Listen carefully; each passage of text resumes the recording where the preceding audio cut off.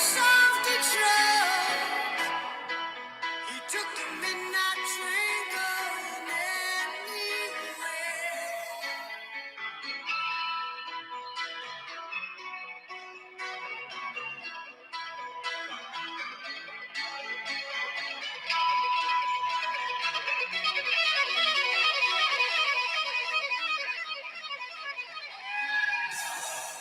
A singer in a smoky room, a smell of wine and cheap perfume. For a smile they can share the night. It goes on and on and on and on. Strangers. Woo! Welcome back. MicroStrategy True North episode 12. Let's get the crew out here. Here we go. Welcome back, everybody. What is this? Episode 13. Episode 13. Amazing. Thank you, everybody, for joining. Looks like everybody's getting logged in here. Let me hide my screen. Got about 1,000 people following along. And yeah, we are here to have some fun. We've got a few things to talk about, a few things to get through, a little bit of agenda. We're going to talk about some of the catalysts that we got going on, some statistics, an update of statistics, what's happening in the market. We'll talk about the special meeting vote on the 21st. That'll be very brief. We'll have an extended session talking about strategic Bitcoin reserve, inauguration, nation state game theory, energy expansion, SAB 121, free Ross. We'll kind of get through that. We'll play around with that a little bit. And then we'll get into some end of the year estimates, looking at 2025 MSTR. We're going to make some estimates on total Bitcoin holdings for the 2025 year so we can see how close we get to the end of the year. We'll make a little gentleman's bet, and we'll get everybody's updated estimates on how much Bitcoin MicroStrategy will hold by 12/31/2025. So that'll be fun. We'll get into what that may mean in terms of kind of put some potential price action. Again, we'll hop into some moon math. We'll get into my spreadsheet. It may not be as bullish as Gladiator's spreadsheet, but we'll give it a run. We'll see. We'll see how bullish we can get. And see if we can break his models. We'll try to break his models. Tim's not on here today, but Tim did just message me. It's a Hunter Horsley tweet, who I think is the CEO of Bitwise, and said that some nation states are considering moving some exposure from foreign currency government bonds into Bitcoin. Bitcoin is entering a new chapter. So yeah, some exciting things going on in the entire market. I think the next couple of weeks will be incredibly exciting, and it's a great time to hold Bitcoin, a great time to be interested in following along with MicroStrategy. For those that are new here and have not listened to a MicroStrategy True North episode, the purpose of this is, or the design of this group and this conversation is meant to be a group of guys getting together to talk about what's going on with MicroStrategy. None of this is financial advice. While this may be very interesting information, the folks that come on this show have been in the MicroStrategy trade for a long time, and we do anticipate having guests at some point in the near future here as well. And the point of it is effectively we're going to have these conversations regardless of whether or not these people that are watching the show are here. So the purpose was to broadcast what would be an internal investment group call of folks that have been in the MicroStrategy trade for a long time and are that care a lot about the outcome of what's going on with MicroStrategy. So it's people that are very invested in the day-to-day information within the market. So what's happening in financial markets, how convertible bonds work, how preferred stock works, how FASB fair value accounting is changing, the accounting of earnings, how we see cash flows from ETFs, et cetera, the whole thing. So that is the design of MSTR True North. So thank you everybody for joining, and let's jump into it. So I will pop open my screen here and we will jump to mstrmoon.com, where we have the MSTR Catalyst Tracker. So as Soleil had mentioned last week, here, let me just make it so everybody's here. SLA mentioned last week. So all of these are very exciting times. So every single catalyst on this list is exciting. It's not to say that we think that any one of these catalysts will result in, rocket green candles on that catalyst day. Rather, this is publicly available information of things that are bullish for MicroStrategy and Bitcoin thinking into the future.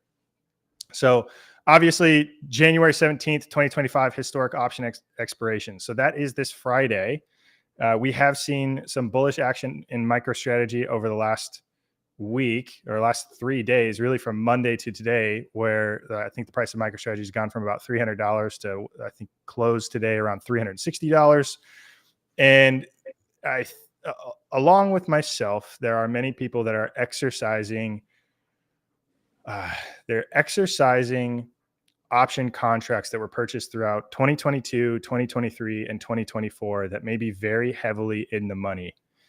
And the result of that may result in a significant amount of shares that market makers that were previously using those shares as hedges may have to deliver those shares to the folks that are exercising.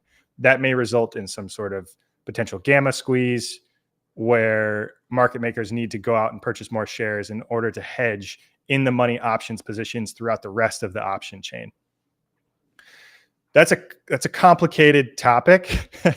And I think this is historic again, because the January 17th, 2025 call option leaps were available in late 2022. And there are many people that have purchased those leaps throughout 2022, 2023, and 2024.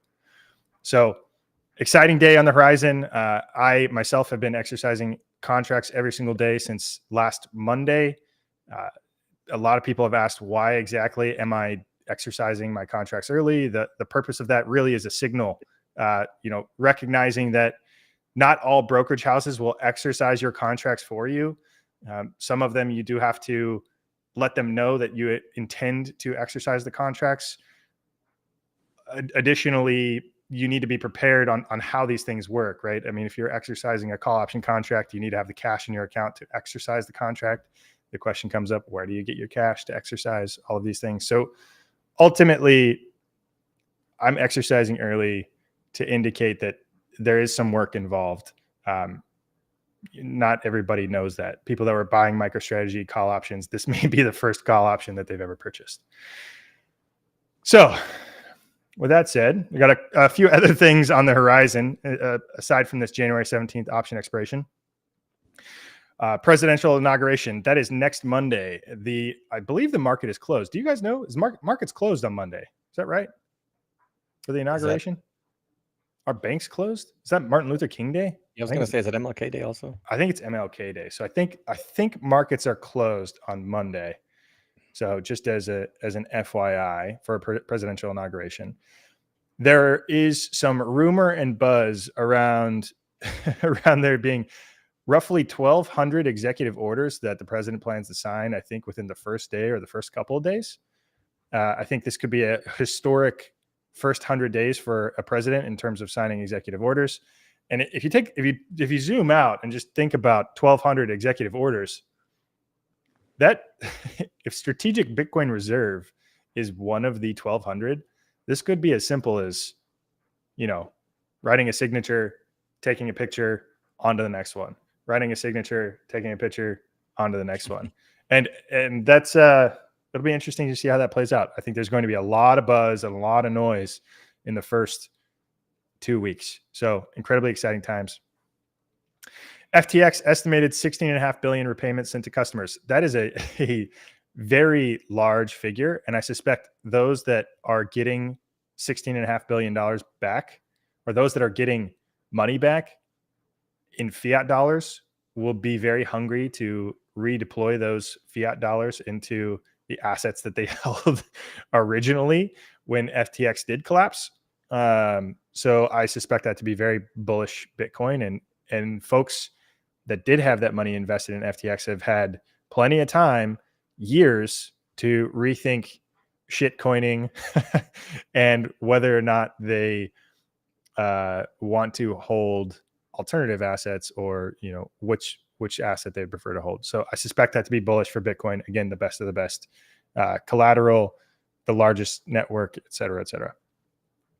Q4 earnings report, that's expected to be in February. I think February 4th to February 9th, somewhere between there. This will be the 10K earnings report. We don't believe this will be the adoption of FASB fair value accounting, but we will have an understanding of what the hurdle is for how much the price of Bitcoin needs to move in Q1 2025 in order for the adoption of FASB fair value accounting in Q1 2025, in order for the earnings per share to wipe out all historical negative earnings per share and qualify for the S&P 500. So a big day in February, and that just leads us into more and more catalysts for February, March, and April. Right, we've got quarterly rebalances from MSCI, Russell Index Rank Day, MSTR World in May, etc. You guys have anything else to add on these catalysts? Well, it just occurred to me that like MSTR earnings is the only earnings call I ever get excited about. Like I just don't care about anyone's earnings report other than just to check to see if it went up the next day or down or whatever. But MSTR, I'm just like, what are they going to say? It's just, I want to read the tea leaves. Oh yeah. I mean, the Q3 earnings call was like Michael Jordan in his prime, right? It's one of the coolest earnings calls I've ever listened to. I've only listened to it, I don't know, a handful, like 8 or 10. And 6 of them have been for companies that I've worked for, Right. So yeah, it's a very, very entertaining call to listen to. And it's crazy to me, honestly. And so we were talking just before this. That was the last MicroStrategy earnings call that happened. That was on Halloween. That was October. That was October 30th. And we haven't had an earnings call since then. And MicroStrategy in Q4 has acquired, in Q4 alone, I think has acquired around 190,000 Bitcoin. So since that earnings call, they've acquired 190,000 Bitcoin. Just crazy. Hold on, before we get started, in Ben's honor, let me unscrew this light bulb. Oh, there we go. There we go. Much better. Beautiful. Yeah. So and real quick about the catalyst. I mean, just keep in mind that if we don't get any of, if any of these don't happen, or if they don't happen on this date, they can turn into an anti-catalyst, which doesn't mean anything for the overall MSTR, investment thesis, but it could be a localized repricing event. So be very careful about pinning your hopes on a particular expiration date on an option around any of this, because it doesn't necessarily mean there's a direct correlation to some kind of price appreciation happening. So just a word of caution there. Absolutely. That's fair. A couple other things just to note. So we do have MSTR World coming up on May 5th. I know Tim Kotzman has announced that we've got, he has a code for 20% off attending MicroStrategy World passes. We are planning to do an MSTR True North party at some point on one of the days. I think either Monday or Wednesday. So we're still working through that. So if you do attend, we do plan to have a True North party at some point during that week. Grain, do you have any thoughts on that you want to share? Hold on a second. Wait. He's working on it. He's got to take off his helmet.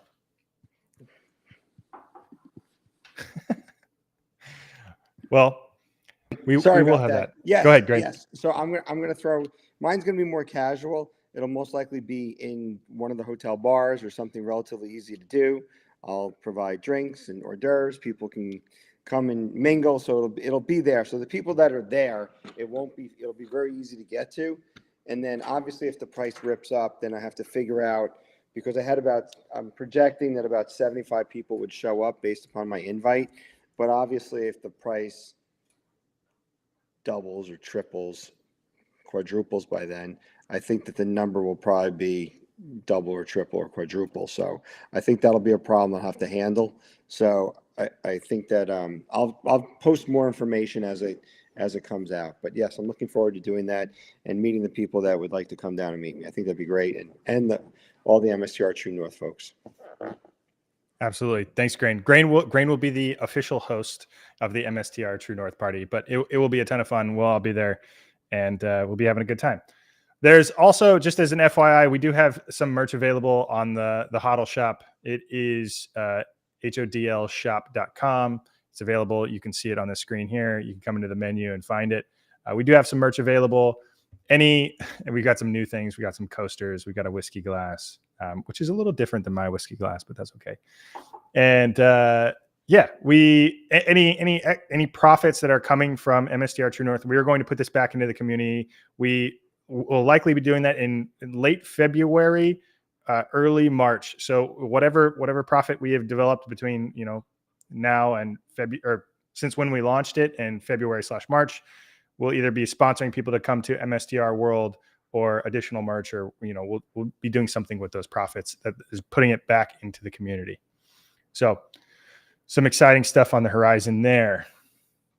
Let's see, what else do we want to hit on? So that's Catalyst. Oh, statistics. So irresponsibly long community, we are at, what do we have? I think 26,000 members on irresponsibly long MicroStrategy. We have High T MicroStrategy, which is now at 4.1 thousand members. There are multiple groups and communities where you can talk about MicroStrategy that's just separate from the mainstream, Twitter chat. There's also a Discord that has multiple channels. Like if you want to go on and talk about options and learn about options, there's an options channel. If you just want to chat with other people that are crazy and up all night and just want to chat only MicroStrategy, hop into the MSTR Discord, the MSTR Den. It's entertaining. There's people there at all hours of the day, all the time. Doesn't matter, where on planet Earth you are. It's always cooking. So a lot of fun things going on there. All right. And I guess item number 2 is that there is a special meeting vote on the 21st. So I've gotten an email as a shareholder of MicroStrategy. I've gotten an email to vote on this special meeting to increase the share authorization from 330 million up to 10 billion. I have now voted on all of my positions in all of my brokerage accounts. Pay attention. That will come through via email. If you haven't seen it through email from your brokerage account, you may have to reach out to your brokerage to figure out how to vote. Again, a lot of people really freaked out when this share authorization thing came out because they thought that Michael Saylor is going to dilute the shareholders from 330 million to 10 billion. Just going to add 9.7 billion of shares is on the ATM. That's just not true. That's not going to happen. All in Q2. All in Q. Oh my God. It's just so silly. That includes stock splits too, right? It So I mean, every stock stock splits. split is going to cut a decimal place off of that. So bingo. If there's one more 10-to-1 stock split, so we had a 10-to-1 for those that are new to MicroStrategy, which I'm actually surprised. There are many people that have purchased their first MicroStrategy share after the 10-to-1 stock split in August. And Grain, thanks to you for running that poll. But there was a 10-to-1 stock split that occurred in August. And if there's an additional 10-to-1 stock split, let's say that occurs next August, the number of shares goes instantly from 330 million to 3.3 billion. Zero ATM, right? There's no ATM that occurs. All of a sudden, it just takes one more stock split from there.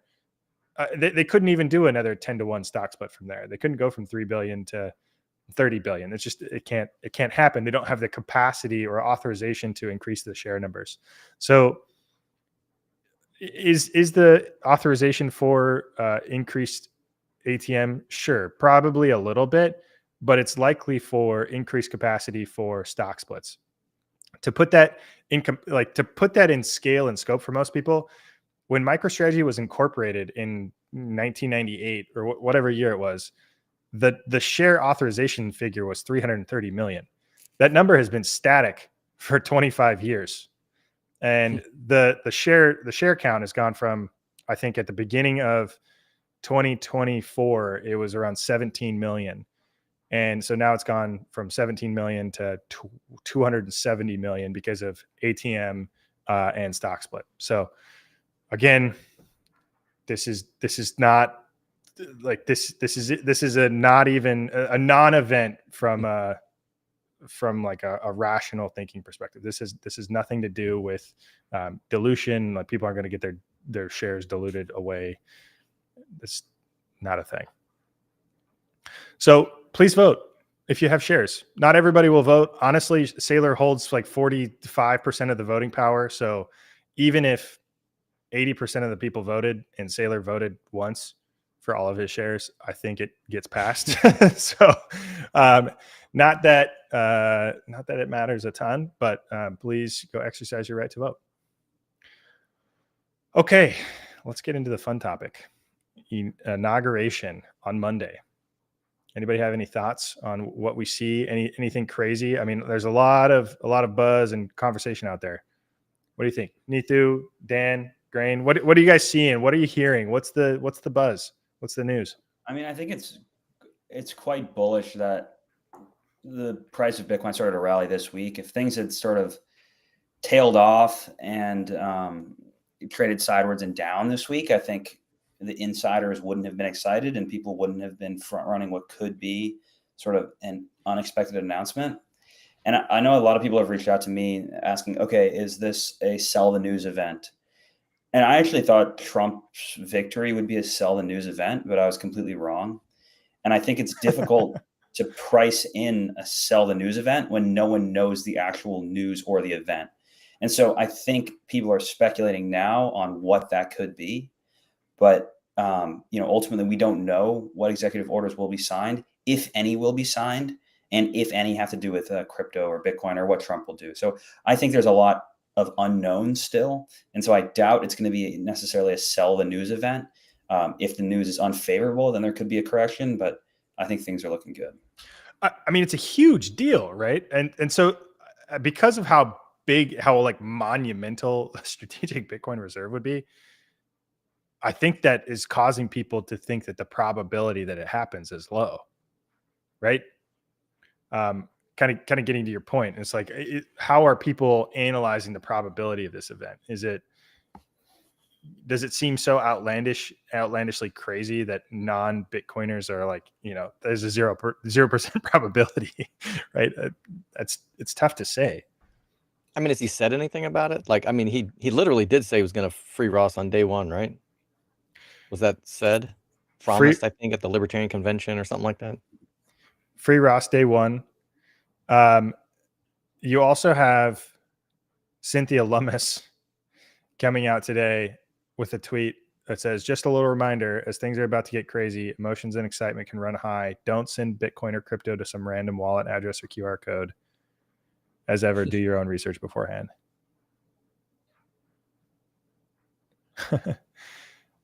We head into a new administration in the US that will unleash American innovation. I've never been more bullish on America. It's tough to say. Yeah, I mean, I'm pretty sure SBR is going to happen, but like, I don't know about on day one. Day one, first 100 days, right? Seems likely, right? Because a president is generally measured by their first 100 days in office and the things that they sign into place. And it could. I feel like Trump's team knew that they won last February, right? Or like after the Biden debate, right? The first Biden debate. When was that? Like September? No, it was earlier than that. It was like August. I feel like they knew that they won at that point. And at that point, it's almost like efforts probably shifted to, okay, like, what are we going to do? And planning and setting up all of these potential executive orders, documents, getting prepared for being in office, thinking that there was a high likelihood that they do take over power in January. So somebody put this in the chat here too. Yeah, rumors of 1,200 executive orders to be signed in the first 24 hours, and that seems so crazy. I mean, does Trump just take like a couple of Red Bulls and start signing? Just start signing stuff and taking pictures and signing stuff and taking pictures. And you also can't forget that JD Vance owns, what is it, like 6.15 Bitcoin? I mean, he knows the assignment. So you've got the vice president, chatting in the air, and Saylor was literally at Eric Trump's house, or is at Mar-a-Lago, took a picture with Eric Trump. That was like a week ago. That was like New Year's Day or the day after New Year's Day. So yeah, there's a lot going on there. And can they secretly sign the SPR order and then just start acquiring Bitcoin and then announce it like after they've gotten a nice fat stack? I don't know how much shady stuff they can do with that. Yeah, that's another. It would be smart to do weird. it. It's another kind of weird question, right? Like, okay, if you signal that you're doing this, that suddenly makes every single nation state that's not doing it reconsider what they're doing. They're like, well, they're like, hold on, am I going to get behind the 8 ball here? Am I going to get beat by America again? Right. And then if you do initiate a strategic Bitcoin reserve, that's probably the only time anybody's going to hear about it, because if you're America, you don't really want to like yell this from the treetops, right? You don't really want to tell everybody how much you got, I would think. Don't they already, I don't even know the facts. It's pretty embarrassing, but on the existing Bitcoin holdings, someone floated the idea to me. It's like, okay, the US will just like in their form of a strategic Bitcoin reserve will just be them retaining the Bitcoin, saying we pledge to retain these Bitcoins in the interest of national security or something. Like, I feel like that's a reasonable expectation in the first 100 days. Yeah. It's like the existing supply is like, look, we're not going to sell this. That's a good start. It's an endorsement. Exactly. Yeah. And even that, to keep it. That'll rip the price. Even that, right? Yeah, just not selling it like dumbass Germany. Oh my God. And they don't have to worry about the accumulation. Like they can just announce that. They don't have to worry about, like if they were to announce a strategic Bitcoin reserve with X number of Bitcoins, they announce it, they go out and buy, it's a disaster, crazy, market FOMO, whatever. In this case, I think it'd be a pretty seamless process. And then they can, spend plenty of time thinking about their acquisition strategy if it's a favorable or if it's something they want to continue. So I don't know. I do like that proposal or that way of thinking. Oh my God, that Germany selling their Bitcoin on the 4th of July. That was one of the most insane things. That was one of those events. You're just like, oh my God, how is this really happening? Like, is Germany selling 50,000 Bitcoin on the 4th of July? Like the least liquid trading day probably of the entire year, right? Like nobody's around on the 4th of July. Like what? Oh yeah. I got wrecked that day. Oh, I mean, Bitcoin went down to like 56,000 or something like that. Yeah, I remember I was throwing buy orders out. I'm like, oh my God, I'm getting hit on all of these. I have no capital left. Yeah, man, that was totally crazy. Yeah, I think I did 40% down that day in a day. Oh yeah, that's the negative Lambo days. You hate to see those. Negative Lambo margin call. Negative Lambo margin call day. Oh God, Happy 4th. Yeah. So I'll chime in what I think is going to happen. Yeah, hit us. Yeah. So leaving out the SBR, if they proceed forward, I think that you're going to see. And you said the first 100 days. They want to get things accomplished. You're going to have this euphoria that happens with any new administration, especially this one, given all the information that we already know. So I think you're going to see the market rip up. If there's any breather, it'll happen around April 15th, where people have to sell to pay massive tax bills for money that they made last year. So those are people that took money off the table and need money to pay bills. So that tends to always happen around April 15th. But then right after April 15th, you got whatever MSTR World, and they have to implement FASB. So that will be a known event. And then when that happens, you're basically 6 weeks away from S&P 500 inclusion. So there's your second rip up. So you get 2 rip ups, maybe a dip. If that happens, we can get overextended. And then typically the summers are always dull. They just are. The Wall Street guys go out to the Hamptons. Everybody's partying. Their friends, they party. And if it ripped up, then they're like, oh, we're just going to go to the Hamptons and hang out. So I see 2 rips happening. If there is an SBR, then who knows how high it goes. Now, on those pullbacks, that's when the new people will come in. Oh, my God, it doubled, and then it pulled back 30%. And then they're like, if they got in late, they're like, oh, well, I'm down money on MicroStrategy, and all you guys made money because you bought it back in September and October and December of last year. and then we'll repeat the same message again that we keep on hearing. So my takeaway is somebody had mentioned about the 10-year. I think they can cut interest rates and it won't do squat on the 10-year. Mortgage rates will stay high. So in the end, I see two rips that happen on the way up. I'm very bullish about that. If there's an SBR, it goes way higher than that. Yeah, I mean, there's a few things there, right? Like the comment on the 10-year and the yield curve is really interesting, right? Because the Fed is aggressively cutting rates. Maybe not aggressively. They're cutting rates. They've been a little hawkish, I guess, in the last couple of meetings. But Right. but the Fed is cutting rates, and the tail of the yield curve has stayed high. So that's basically the market is saying, I don't believe you. I think inflation's coming back. And I think, yeah, right. I think that's true. So I want to say something. I do not think, I'm reading some of the comments. I don't think the IRS will be abolished. I don't think that'll happen anytime soon. I think somebody commented the also ERS. on the VIX. Yeah, I'm reading the comments on the VIX. I don't think, as long as your VIX is under 20, don't give a crap. I don't think you have to really be concerned with that part about it. And my party's not priced in. If the number rips up, I would really like to have the problem figuring out where 500 people, I have to get a room for them, to have a big enough party. So, yeah, I mean, so beyond the inauguration and strategic Bitcoin reserve, there's other things here, right? Like it's not just strategic Bitcoin reserve. There's SAB 121 and the ability for banks to custody Bitcoin, which might be as monumental, if not more monumental, to businesses. It's certainly more monumental to businesses in America that want to put Bitcoin on their balance sheet, because they would then have the ability to work with their existing bankers to that manage their current money to put this Bitcoin on their balance sheet, and they don't have to use Coinbase or use a third party that they've never used before, or worry about this company existing 5 years from now, right? Like Apple or Meta or any of these other large companies, they don't want to work with Coinbase.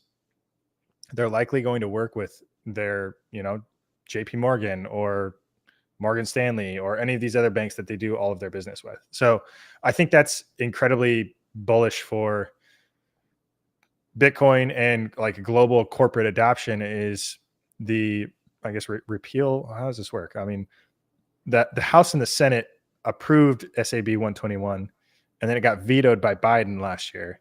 So I guess I don't know what.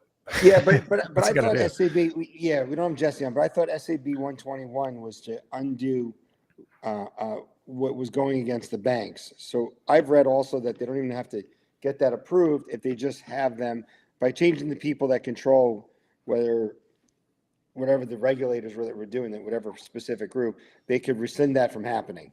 So I don't even think that SAB 121 has to be approved. It can go faster that way. And I mean, if everybody's getting fired day one too, like if Gensler's gone, which is he officially gone? Like he's out of there, right? I mean, I think he ends this week. So I think this is going to transition really quickly. Look, I'm super bullish. I think Michael Saylor said this when the spot Bitcoin ETFs were approved on January 10th of last year. So we're now over a full year into this. Everything changed, and obviously with the shift in administration and everything you guys already said, there it is. There's going to be two rips up, at least two. SBR, it goes really high, and so with that, I mean, where else are you going to put your money? Right. Opportunity. Mag 7 stocks. I mean, that's about it. You got Mag 7. You got maybe the top 15, 20 stocks in S&P 500, Bitcoin, and that's it. That's your only choices. Yeah. And even the Mag 7 trade seems, that's tricky. NVIDIA in the last month, or not, maybe the last like 5-7 days, NVIDIA in the last 5-7 days has lost, I don't know, 500 billion in market cap, 400 or 500 billion in market cap, like 5 MicroStrategies in the last 5 days. Just kind of crazy to think about the nominal comparison there in terms of size and scale. They're one invasion away from their price tanking 80%. Yeah. All the chips. Well, I guess they have one more factory now, right? Don't they have a US factory now? Oh, I'm not 100% certain. They've got like 2 factories. Oh my God, that seems. But well, before there was only one, and it was, potentially, if China invaded Taiwan, then their one and only chip factory was gonna probably not be producing chips Jesus. for the whole world. Wow. Okay, that's a big one. Yeah, I think they got a backup now. Wow. And the market cap, right? The market cap of Nvidia is 3.3 trillion. So it's 1.5 times the size of Bitcoin, all of Bitcoin. The scale is crazy. Okay.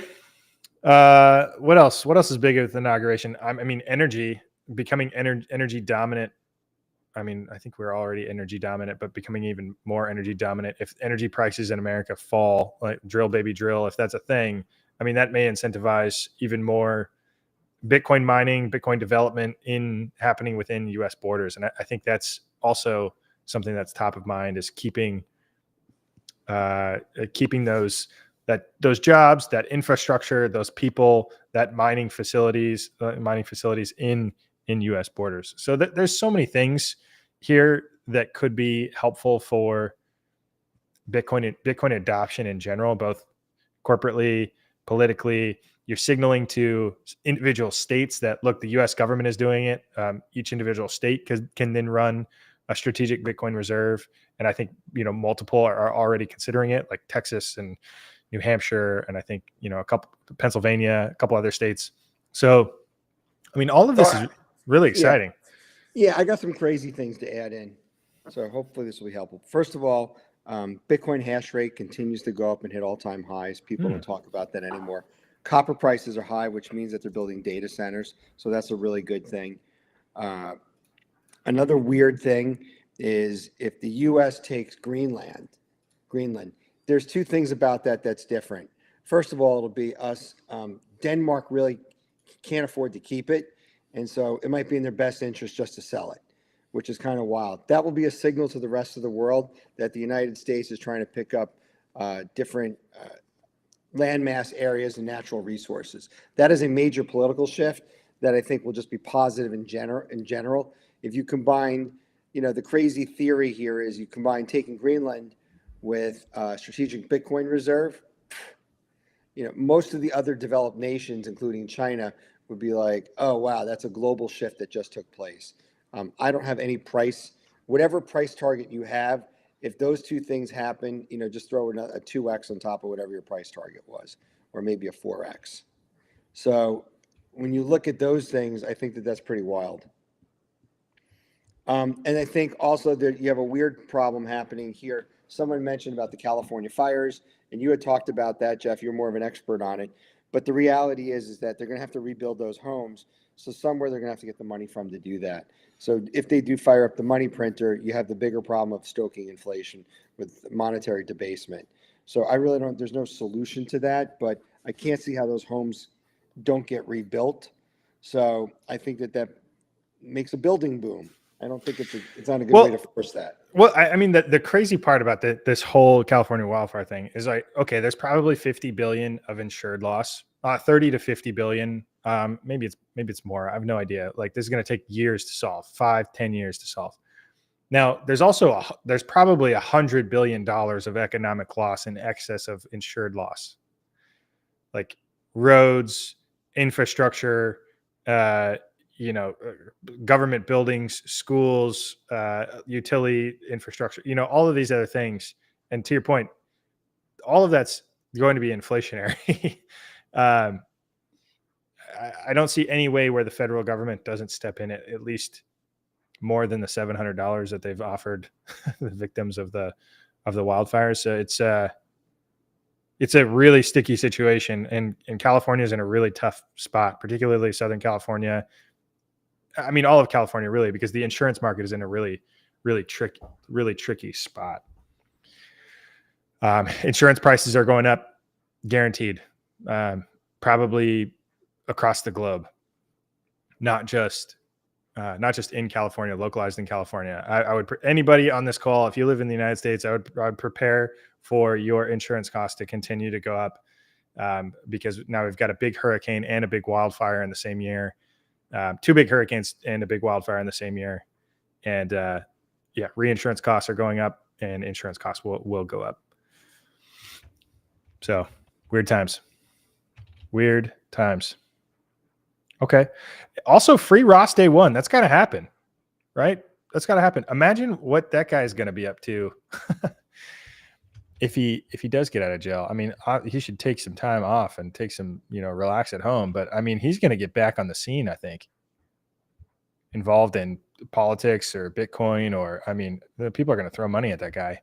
I would suspect. I mean, he's going to be a huge marketing tool for a lot of people, I suspect. We'll see. Okay. Shall we get into some end of the year estimates? I mean, we're cooking through this today. End of the year estimates. Okay, here, let's do this. I'm going to share my screen again. Let's see. Somebody said in the comments, renting is starting to look better and better. I couldn't agree more. Mm-hmm. I was speaking with my uncle today, and he's got 2 rental properties, and I just sold him. We've been talking about MicroStrategy for years now, and we just looked at MSTY, and I was just like, hey, look at this thing. And he's like, oh my God, why do I own rental properties? Hey, there was an interesting article that got posted today by the Kobayashi Ladder saying that the risk-free rate on the 10-year is more than the cap rate on rentals. And I'm going to see if I can pull it up real fast. Oh, it is. I mean, it for sure is. What's the hold on. what's the 10-year? 4.5, 5? I'll pull this up. And so you could just buy treasuries and not have to deal with a rental. So it doesn't make any sense to do this. So here it was. It's Nick Gurley posted this today. I could repost it right now. And so the 10-year U.S. Treasuries are now more than the typical the real estate cap rate that's targeted. So I will now repost this to my account. And so there's no reason, for real estate, given this weird environment we're in with high rates. That's where we are. You know what the weird thing is about this is that you got high rates and you got let's say a 7% 30-year fixed rate on a mortgage. People are like, the rates are too high, they can't buy homes. It's like, well, we had 0% rates. The rates are too low. Like, well, what rates do you want? Well, we want the middle rate. So I don't know what the middle rate is, but that's exactly what I just posted. So yeah. Why buy us? And this says single family rentals. So maybe if you have a multi-unit apartment complexes, you might be able to make out better. But I think a lot of real estate investors, after what happened in Florida and in California, will be like, and especially COVID, tack that into it. I don't see. Michael Saylor was right.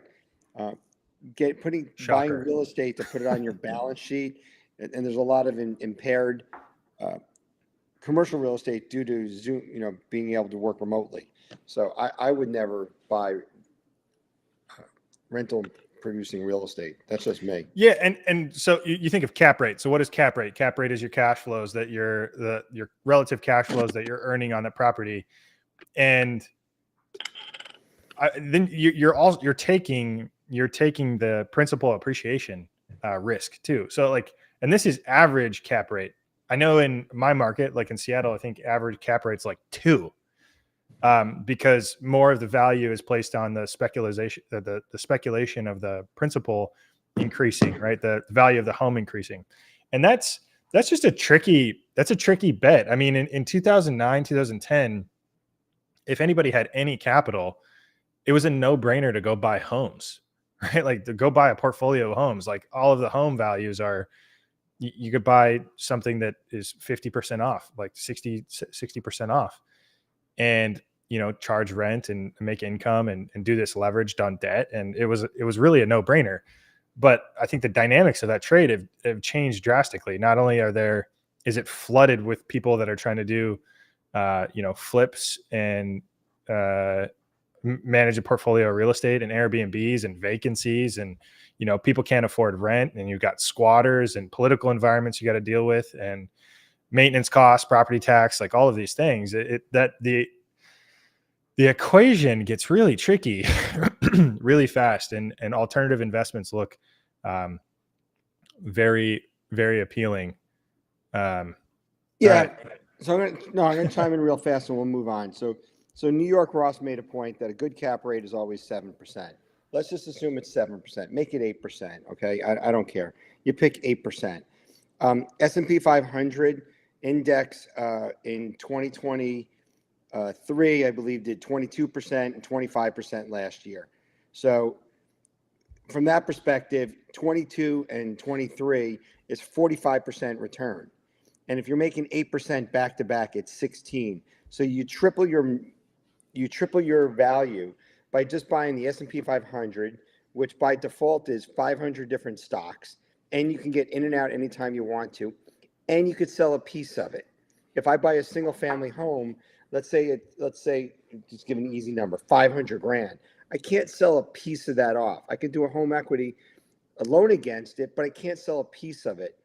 And so if you make a 50% return in 2 years and you put down 200 grand, you're up 100 G, you could peel off 25,000. The reason why people like real estate, folks, and this is the biggest insight right here, is that they love the fact that they get a monthly payment. And if you could forego a monthly payment and give yourself 390 days to take a lump sum payment in the next tax year, would you rather have a 25% return and take out 10%, or to get 8% paid out monthly? The math isn't that hard. And that's why real estate was never investable for me, because I always made triple or 4 or 5 or 10 times the amount in the stock market, and I could peel off a piece. And I did the math in my head. It's not that hard.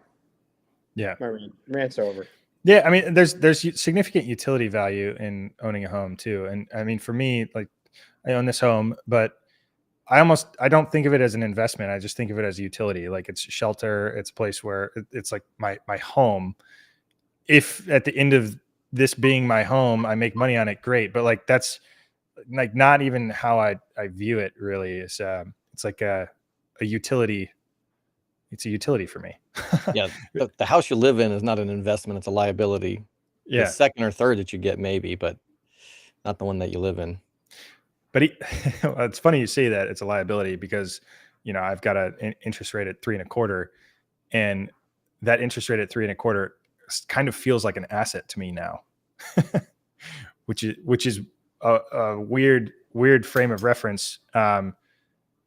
Because it doesn't make sense for me to move and go buy something somewhere else at a 7% interest rate and lock myself into that. Like, the debt itself is an asset. I would rather, Exactly, like, keep this I feel the house same way. and use it as, like, I could use my house as collateral, right? I could start to think about, okay, well, if I just keep this house because I'm locked in this interest rate for 30 years, I'm locked into this interest rate for 30 years.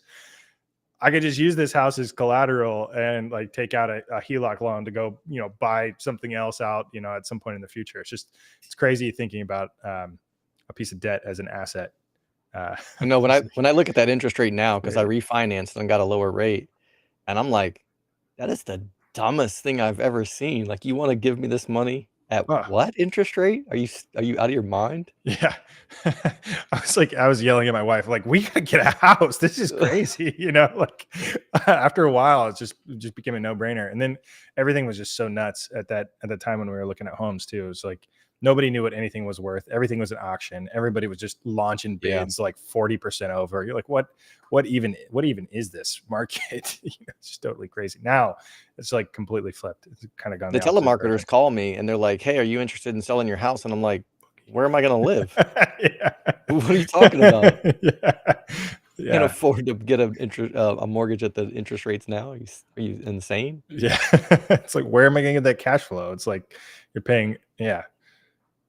And the thought of uncertainty of interest rates 5-10 years from now, and the ability to refinance, right? In the past, if somebody bought like a 5 or 6 I don't know, 6% loan, people will be like, oh, I can potentially refinance at some point when, interest rates come down or whatever. And But maybe they won't. But now you're like, well, okay, I don't know, like if inflation comes back, what's the interest rates may never come back down. They may go the opposite way. That's crazy. I think that, sorry, I had to drop on, but that's the weirdest part we're in right now. The fact that the federal government ran a $2.2 trillion deficit just last year, and we're over 36 trillion, and you have higher interest rates leads to a higher interest rate payment, and that it's 120% GDP. It's just not sustainable. So it does not matter who leads the Federal Reserve.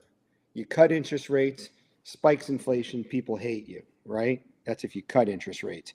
If you make interest rates higher, you kill the real estate market because they can't build new houses because the 30-year fixed arm is too high for people to buy. So there's no genius that's going to fix that problem. I wish there was a non-sovereign thing that we could buy, and maybe if there was a company that put it on their balance sheet, that might be a good idea. But I'm not sure. I got to go look into that.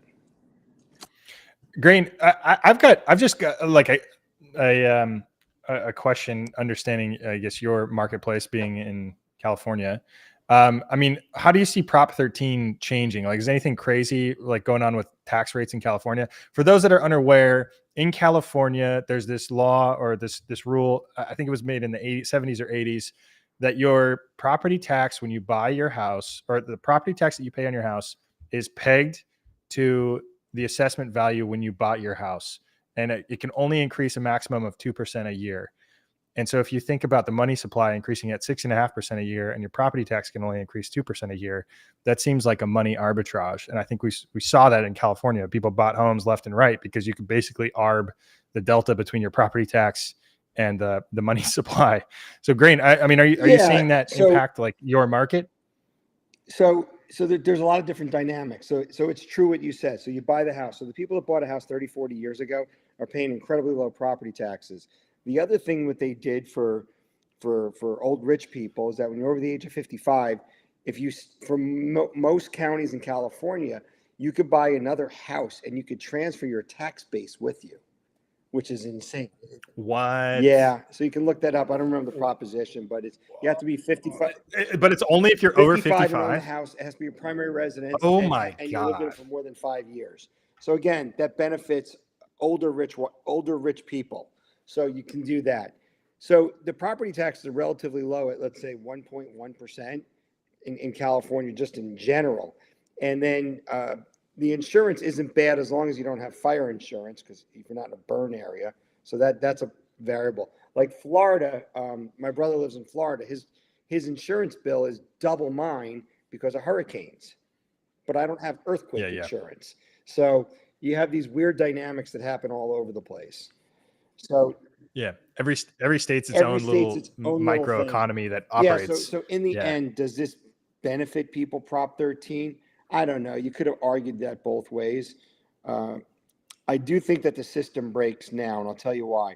Anybody that has a 2.75% or under 3% loan isn't going to move. Zero. There's no ever. You're not moving because if you still have a mortgage, most likely your mortgage payments will double or triple. So there's no reason that you're going to move. So that takes more houses out of inventory, just because it does, because those people aren't moving no matter what. So there's less inventory.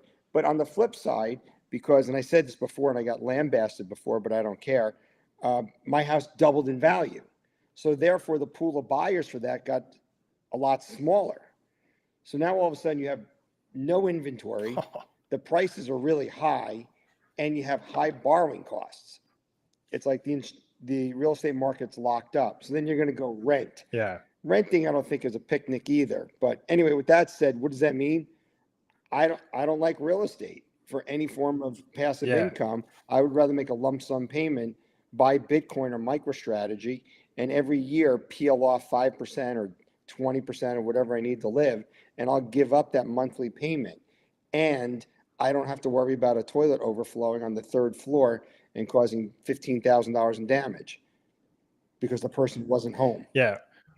Or on 5% of your portfolio, you sell 100% out of the money covered calls and just follow Soleil's playbook. Again, Soleil is going to be the most popular person in the entire group here 12 months from now when people understand like the power of that, power of that trade. Because then you can start to make you literally make a monthly income off of just putting your shares at risk as opposed to, putting your dollars in a property at risk, right? Like people don't think that if you own a home, that home is at risk at all times.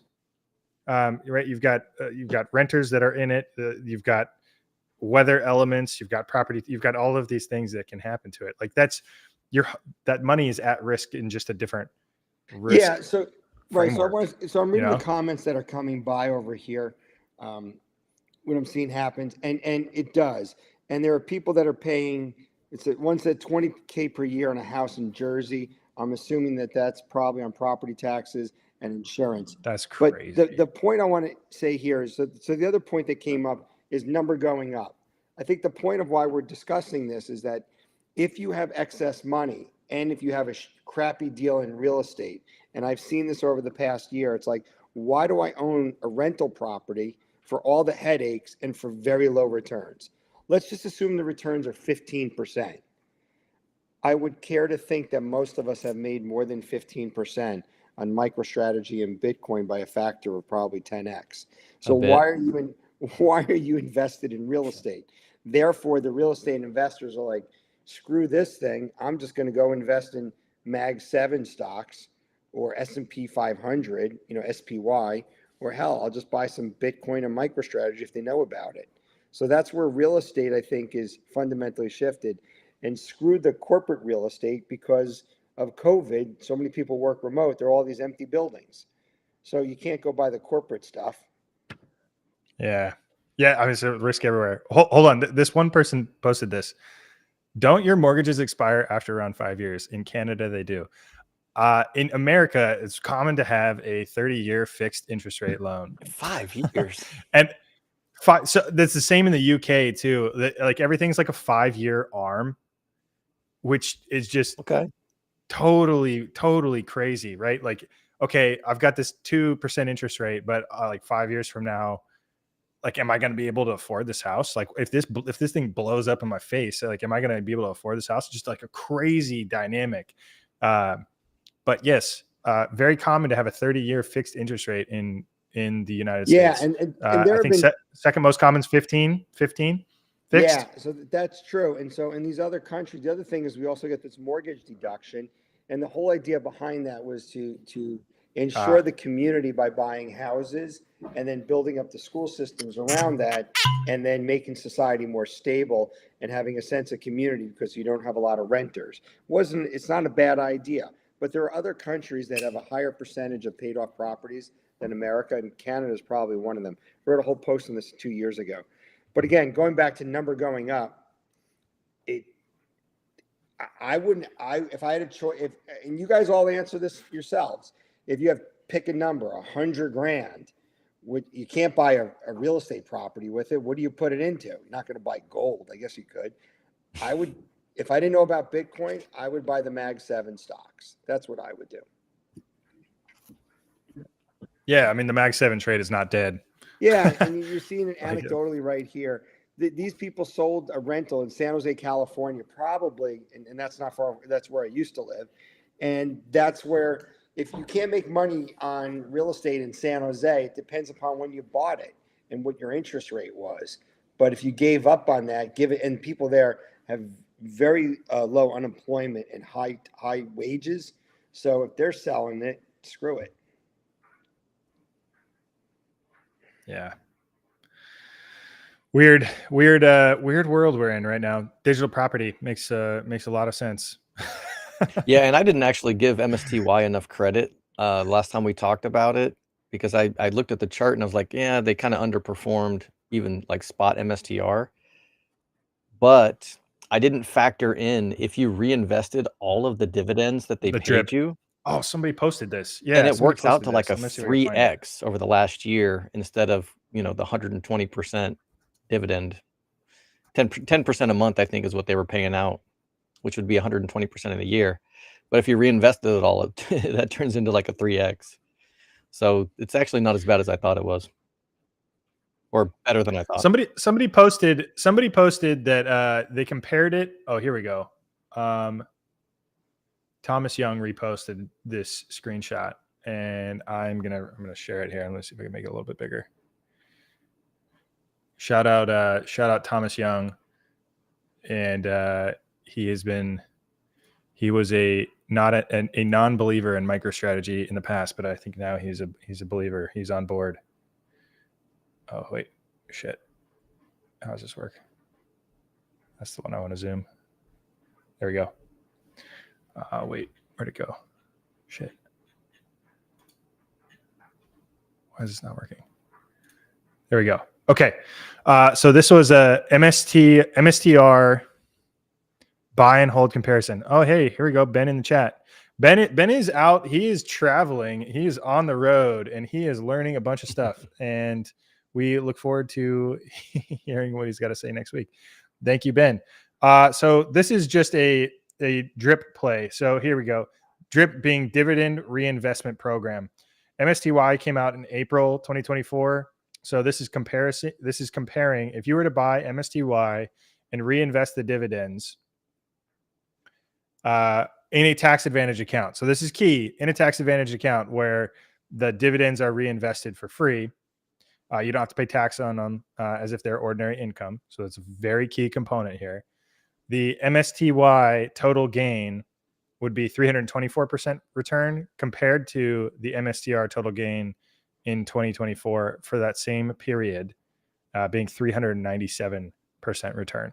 So for a fund that's offering you monthly income with directional exposure, it's a way to effectively harvest a yield on a monthly basis while still getting some of that upside potential. So, I mean, we should really do a deep dive on MSTY one of these days. Maybe it's next week with Ben. Maybe it's the following week. But I would love to go through like their actual trades and try to like put them on a graph and a chart, so we could begin to start to think about like simulating what the outcome may be.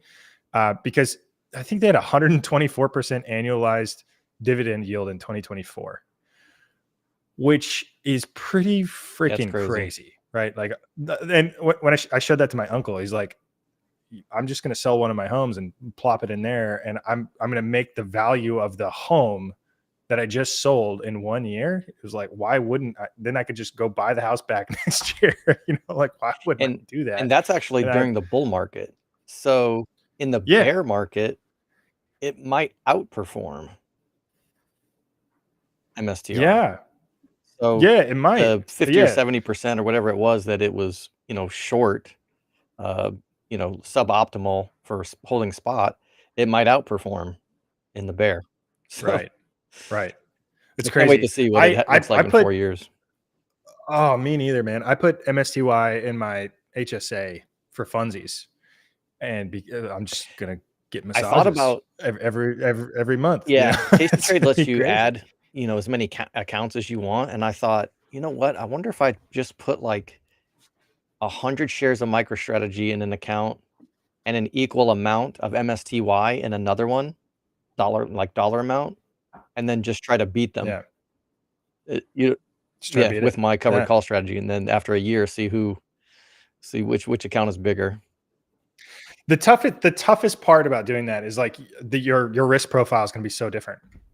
Like you have to quantify like how risky are your trades relative to the MSTY trades. Yeah, they're mechanical when they do their trades, so they're just kind of like plowing into the price no matter what, because credit spreads and directional longs, but they have to. They can't like, oh, we're just going to take the month off because MicroStrategy's down. You know what I mean? Like, we're going to wait for a rally and put more covered calls on. No, they have to sell it in every environment. So, an individual retail trader might be able to outperform them. Yeah, Christoph wants you to to try to beat it. Try to beat it for the community. Do it live. Yeah. Oh my gosh, that's funny. Okay.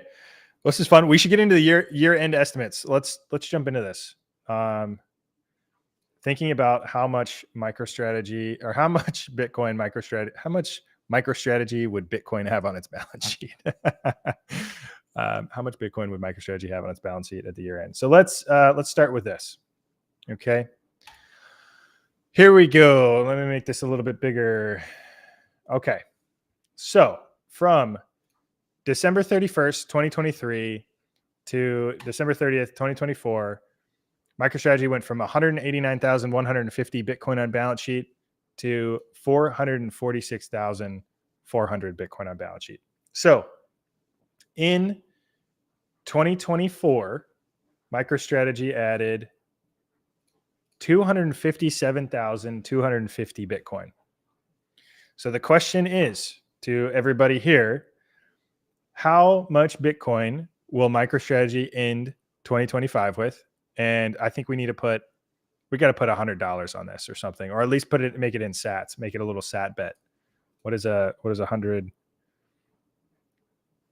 There's 1,000 sats per dollar right now. So 10,000 sats would be 100,000 sats would be $100. Maybe 10,000 sats. 10,000 sat bet. Everybody throws in 10,000 sats. What do we think about that? Works for me. That's fine. Sounds good. Okay. 10,000 sats. All right. Everybody's in. So MicroStrategy ended the year 12/31/24 at 446,400. Their holdings as of 1/15/25 is 450,000. And let's see. I'm not gonna go first because I'm the host and I'm doing this. So Soleil, I'm gonna make you go first. How much Bitcoin does MicroStrategy have on their balance sheet at the end of 2025? I say they buy 420,069 and add that to 450,000, which is 870,069.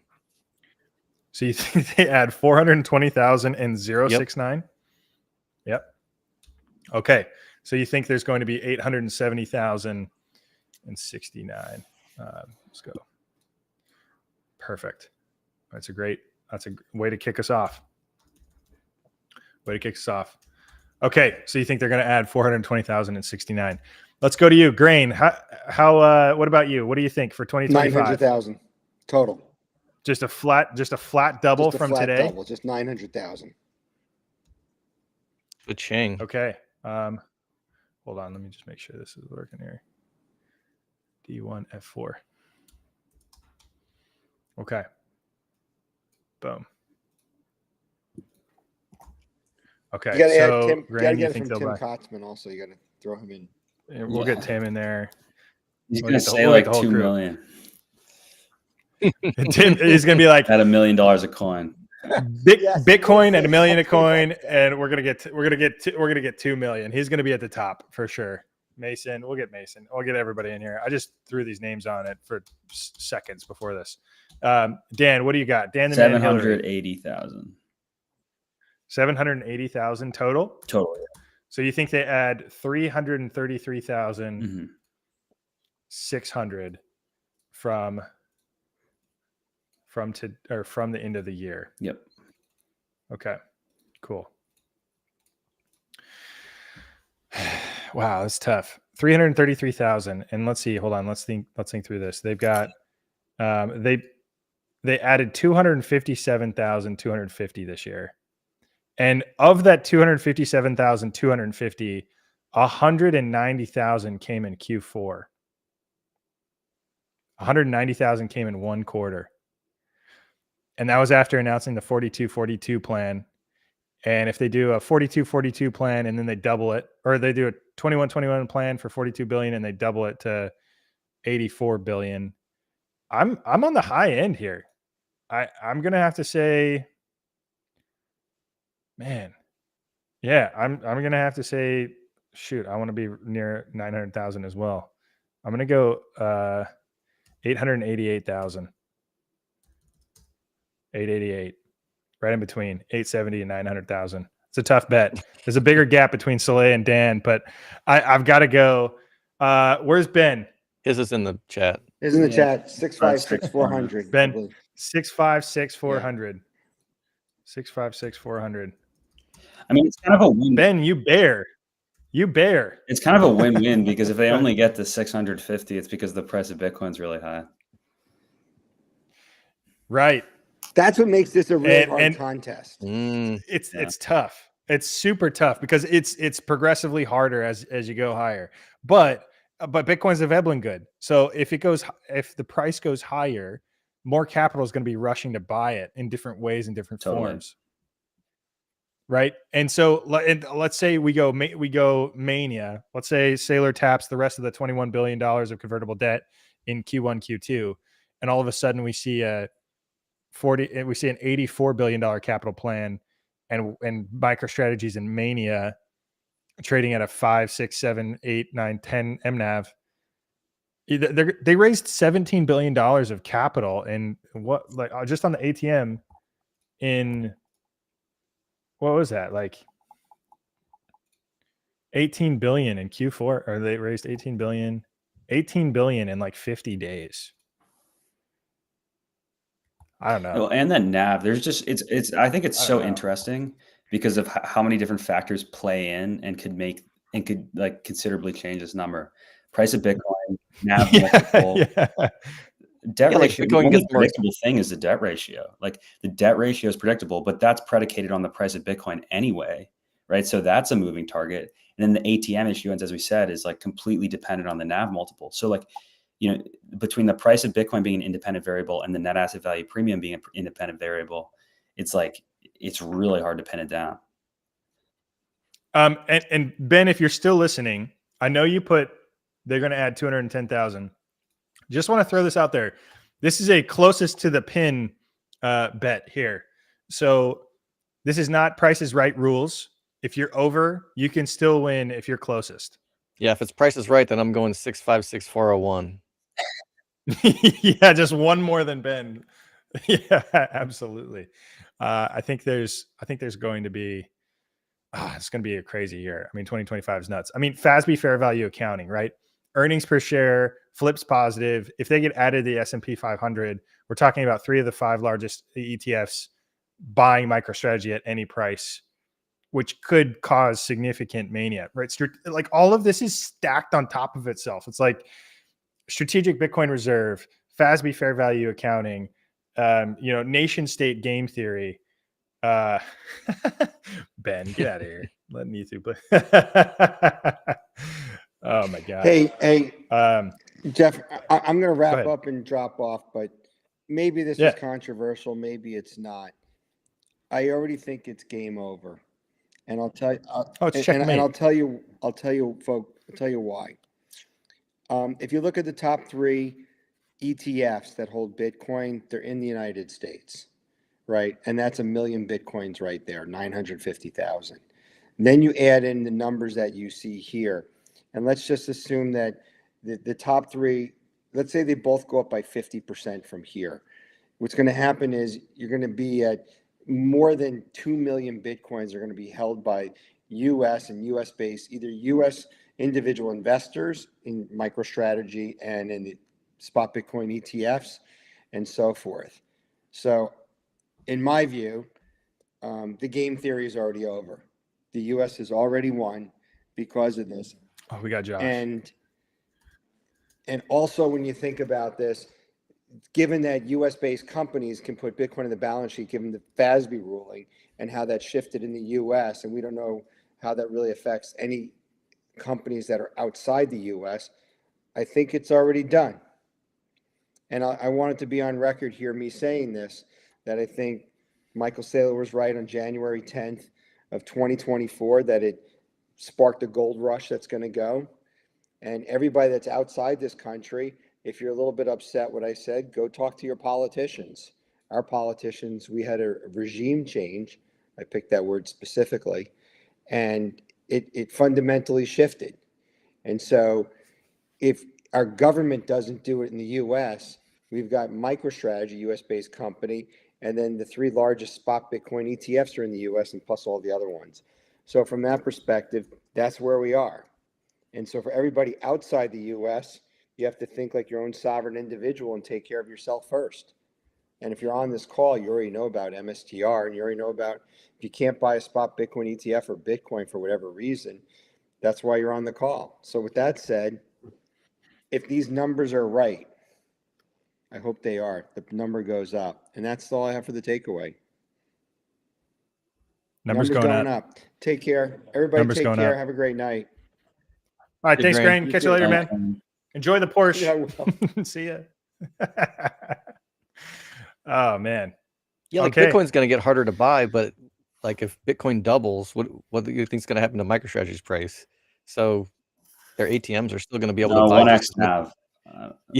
Yeah, their, What? Yeah. their Just, ATMs are still going to be able to buy just as much Bitcoin as it ever has. So I'm not even worried about them slowing down at all.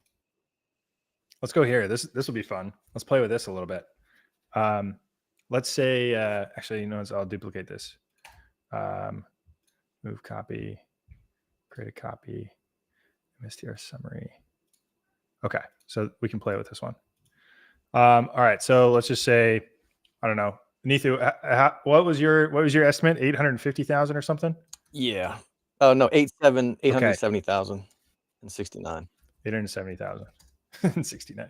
870,069. Okay. Let's get crazy with this because this will be fun.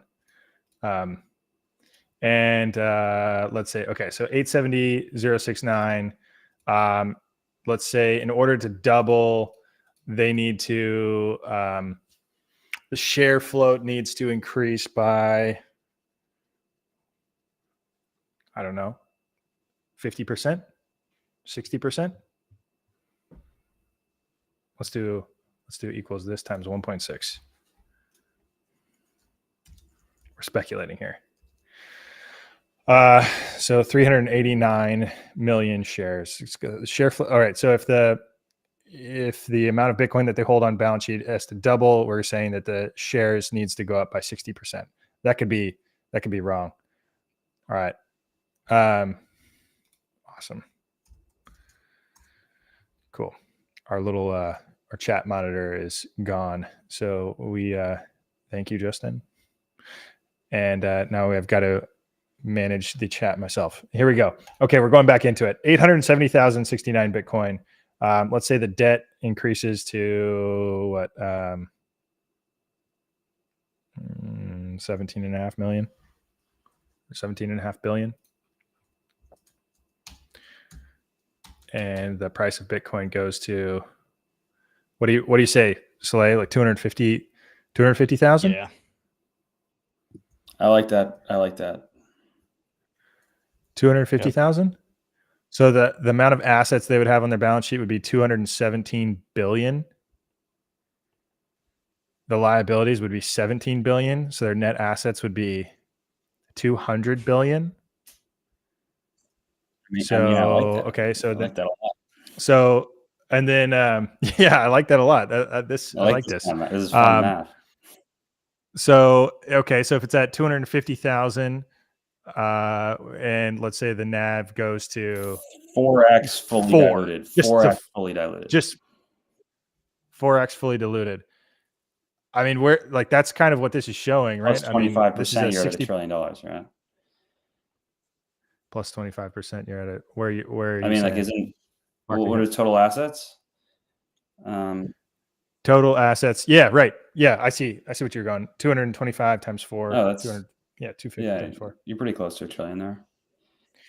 So a 4x MNAV would be about $1 trillion in a $2,000 Bitcoin or $2,000 MSTR price. Does that sound reasonable? Does that include increase in outstanding share count? Yeah, that's what I did. I increased the outstanding share count by 60%. And how many Bitcoins? I have my model up here too. How many Bitcoins is that? You said? Sorry.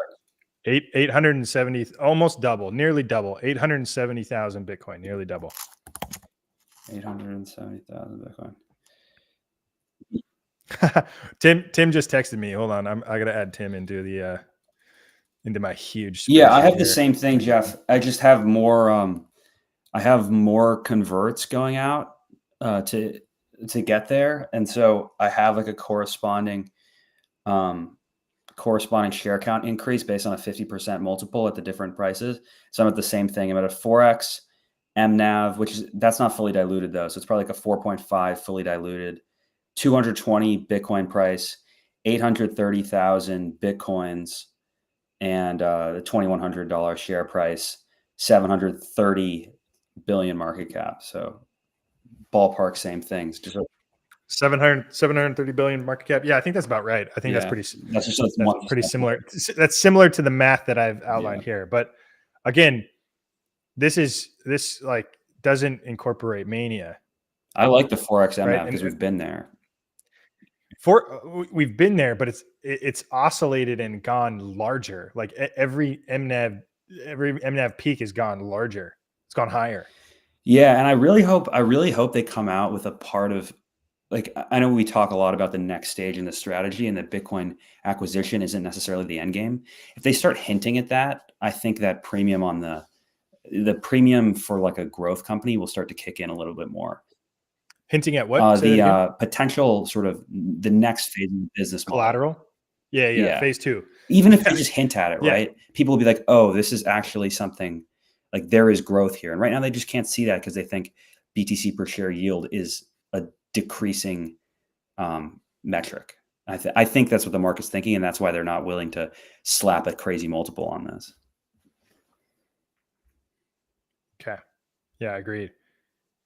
Tim just messaged me 1 million Bitcoin. Mason messaged me 730,000 Bitcoin. Normally I would say Tim is like outrageously bullish, but I do think like 1 million Bitcoin is in the cards.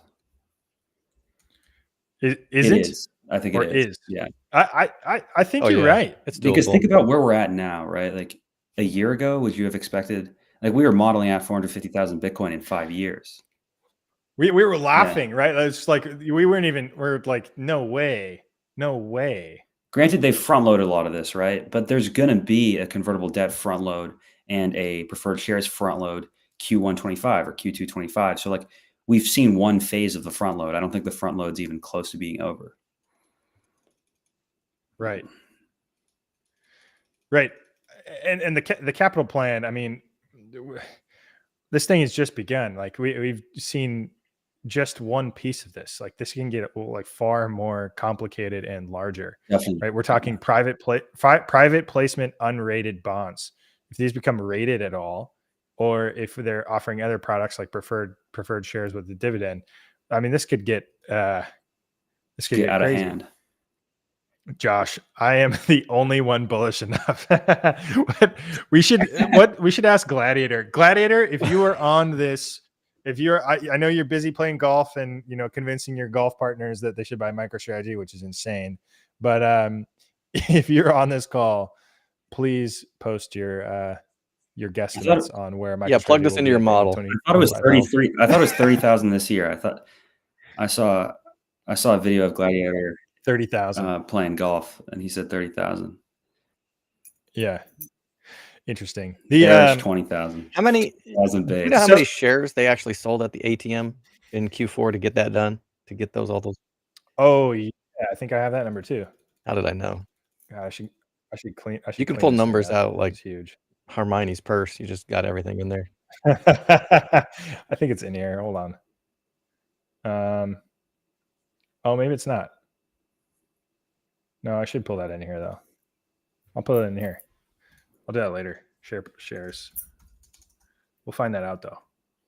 We should let Gladiator let us stay at the Harvard Club in New York next week or next week. Yeah. He's over here. Oh yeah, I'm making this prediction from my parents' basement in Newport Beach. I'm making this prediction on the beach. It's funny. Gladiator estimates MicroStrategy will buy 40 million Bitcoin in 2025. I love it. Oh man, it's so funny. I guess I'm not bullish enough. Yeah, I'm not bullish enough. What was I was gonna show something. I think it was this. Yeah. Okay. This is pretty cool. Maybe I'll make it bigger. Okay. So what year is this? So I've got years on the horizon here, and this is the Bitcoin supply curve, and this is why Sailor says that we're in a gold rush, right? So we are, what year is this? 2025. We're here. Right there. I'll just delete this. We are like right here on the Bitcoin supply curve.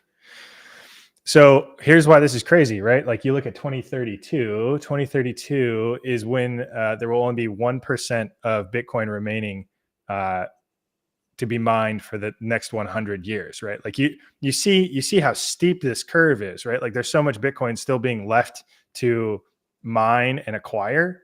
So the steepness of that curve drops drastically in the next like 8 years. So after 2032, the remaining Bitcoin left to be mined is 1% of the supply for forever. Like for the rest of humanity is the remaining 1% of the supply remain to be mined.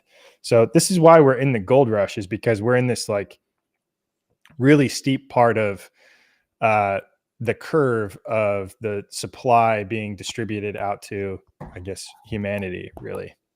So we're in this huge accumulation phase. And once we get to this period, 2032, you're going to have a significant increase in the number of people in humanity that quit what they're doing to go work on Bitcoin full time.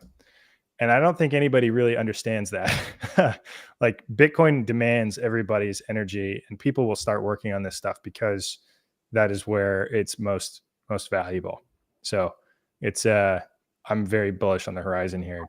Just given that these things are this is the way that, you know, Bitcoin is structured and designed, which is really cool. So Dan, getting your point of like phase two here is phase two is being able to use Bitcoin as collateral, right? Posting Bitcoin as collateral, putting it at risk for a return.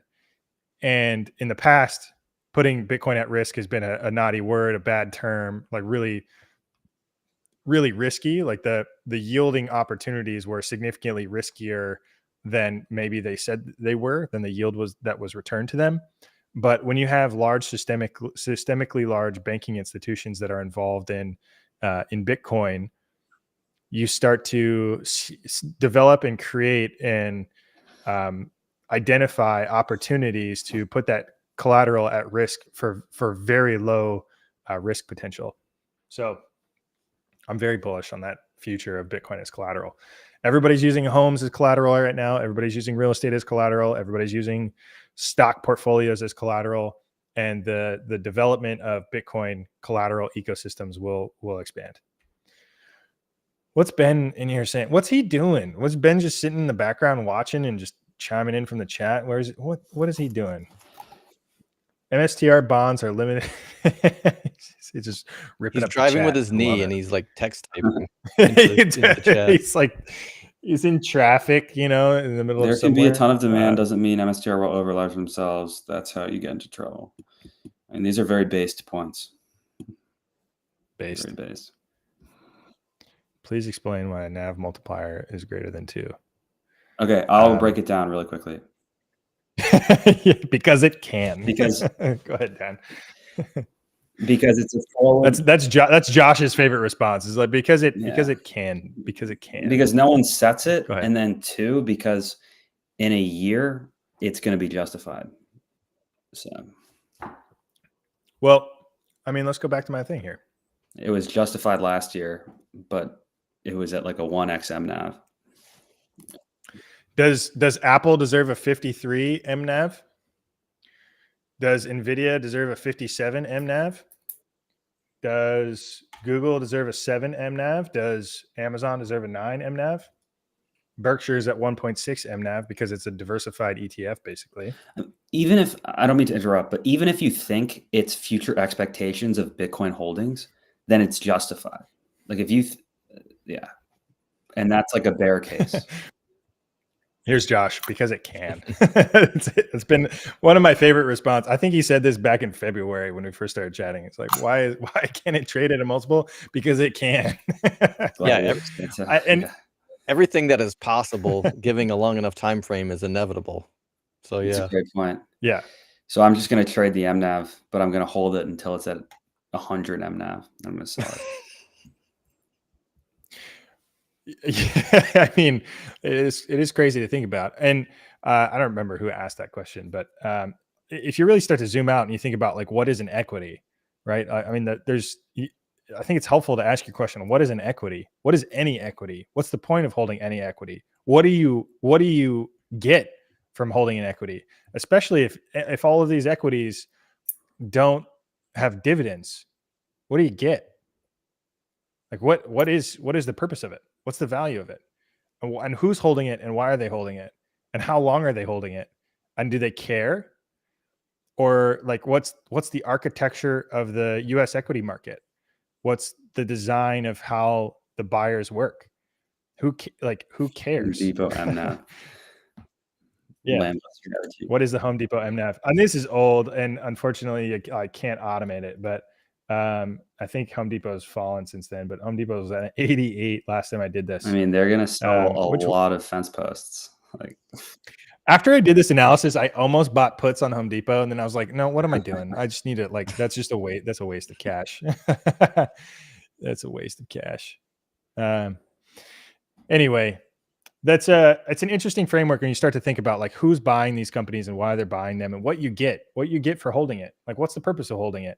I mean, we live in a meme world now. Yeah, it's all right? Fugazi, literally everything. Everything. Here we go.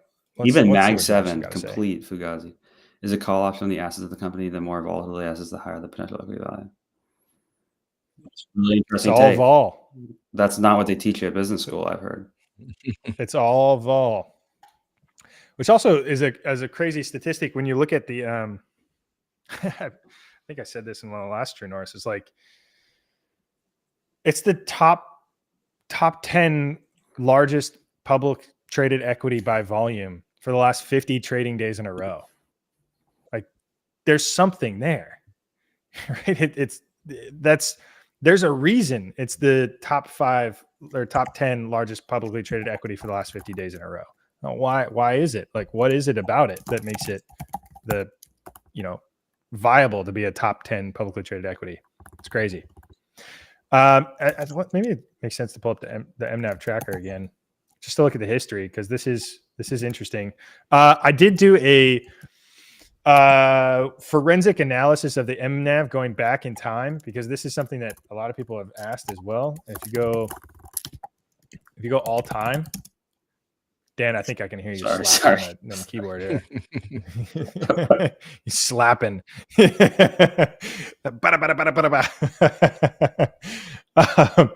If you go back in time, you can look at some of these historical events and kind of what happened during these historical events. I think I did this on one of the Quant Bros videos, and some of these elevated periods over here on the left-hand side of the curve, looking back all time, where MicroStrategy had a NAV premium of 4.36, higher than anything it's trading at now. At this point in time, MicroStrategy was included in the S&P 600. And so the S&P 600 being basically the small version of the S&P 500 for companies that are between $500 billion market cap and a $2 billion market cap with positive earnings. MicroStrategy was included even after they had adopted their Bitcoin treasury strategy. And so it became very clear very quickly that MicroStrategy would be excluded from the S&P 600 once the intangible asset value on the balance sheet made their earnings go negative. It became very clear that they were going to get dropped out of the S&P 600, which was one of the largest holders of MicroStrategy at that point in time when they first adopted the Bitcoin treasury strategy. So I think it's, I don't want to say safe to assume, but the more index ETFs that they included in, the more passive buyers that you have that are coming into the stock and never selling, right? Like the way passive index funds work is they're buying in perpetuity forever, and they are not sellers of equity. Just kind of depends on the global macro environment and whether equities make sense to buy. But if MicroStrategy continues to climb and gets into the S&P 500, it's going to climb the publicly traded leaderboard in perpetuity because it just has this underlying nuclear core of Bitcoin. So I think it was episode 7 on Quant Bros, where I did the forensic analysis that's out there. I did it solo. It's kind of like this layer cake that you can see kind of grow over time. Pretty interesting. So anyway, I think that's all I got. Any other topics you guys want to cover? No, I'm pretty tired. I'm good. No, I'm pretty tired. Yeah, let it rip. I'm almost out of whiskey. So At least Dan's on the East Coast think with that's all we me. got. Why are you tired, Jeff? I'm tired because I just get up early and got a lot of shit going on. Big week. Yeah. I mean, let's be honest. I'll probably be up another 3 or 4 hours after this, but Exactly. You can still be but tired. you know, I kinda, what up tired, a lot of things. Thanks, going on. Josh. So many Thanks things. for listening. All right. Thanks, everyone. Appreciate the time. We will be back on next Wednesday, and look forward to keeping this going. We'll have a new political regime next week, and we'll see how things go.